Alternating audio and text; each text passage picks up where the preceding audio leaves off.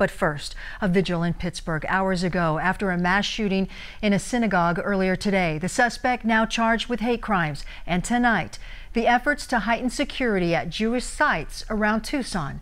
Good evening. Thank you for joining us. I'm Valerie Cavazos. The terrifying scene in Pittsburgh unfolded during a worship service. Authorities say a gunman stormed the synagogue and opened fire, killing at least 11 people and wounding several others, including 4 officers. The suspect is now in custody after surrendering. He's identified as 46-year-old Robert Bowers.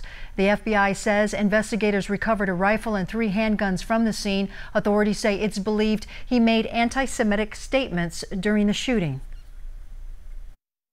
This is the most horrific crime scene I've seen in 22 years with the Federal Bureau of Investigation. Members of the Tree of Life Synagogue, conducting a peaceful service in their place of worship, were brutally murdered by a gunman targeting them simply because of their faith.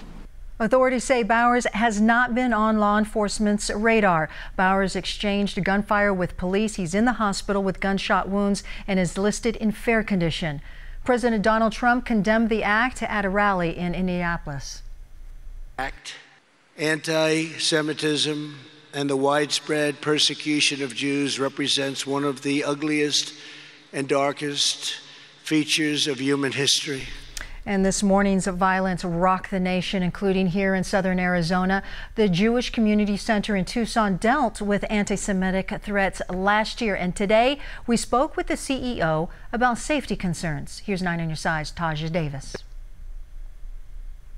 It's just so upsetting that people went to be with family, to have a celebration, and to have that interrupted by whatever the cause of this is just tragic and upsetting and unsettling. The Jewish Community Center in Tucson, the JCC, is now reevaluating its own security. We have, I think, a very good security plan in place, and today, we spoke with local and national authorities, and while there's no specific threat that we're concerned about directly today, we've certainly stepped up our own internal security protocols. Despite there being no threat to Tucson, the JCC reached out to the Tucson Police Department.